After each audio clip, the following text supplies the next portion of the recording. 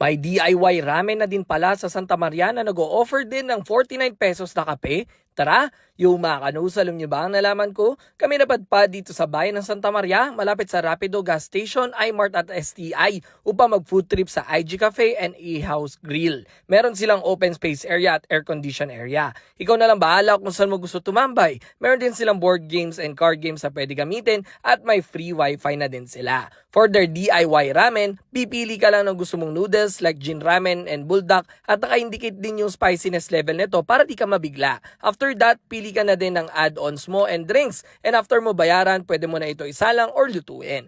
Tada! Pwede ka maglagay ng toppings like egg, dumplings, samgyup pork, cheese at onion leeks. At dahil nabanggit ko na din na mura ang kape dito, umorder kami ng caramel macchiato at hazelnut mocha lava na 49 pesos lang na pangmasa ang lasa. And a must try ang kanilang ice blended drinks like dark choco cream frappuccino na ma-appreciate mo ang pagka-dark choco nito. At pwede din mag-creamy taro or Oreo vanilla na 119 pesos lang lahat ng ito. Meron din silang pizza na good for sharing at ang bestseller nila ang shawarma pizza na may 3 size naman. For rice meals, pwede ka mag-Hungarian sausage na malaki ang serving at cheesy ang atake. Longganisa kabanatuan na masarap, malaman hindi ma-extender at perfect with suka. While longganisa batutay, goods yung pagkatimpla, sakto lang ang tamis, sakto ang texture at itong tatlo ay 100 pesos lang. Huwag yun na din palagpasin ang mga ihaw nila like lechon manok at barbecue nila na masarap, tamang lambot at malasa. Open nga pala sila from 11 a.m. to 8 p.m. every day. O ano pang hinintay nyo? Tara na dito sa IG Cafe sa Santa Maria, Bulacan. Let's go!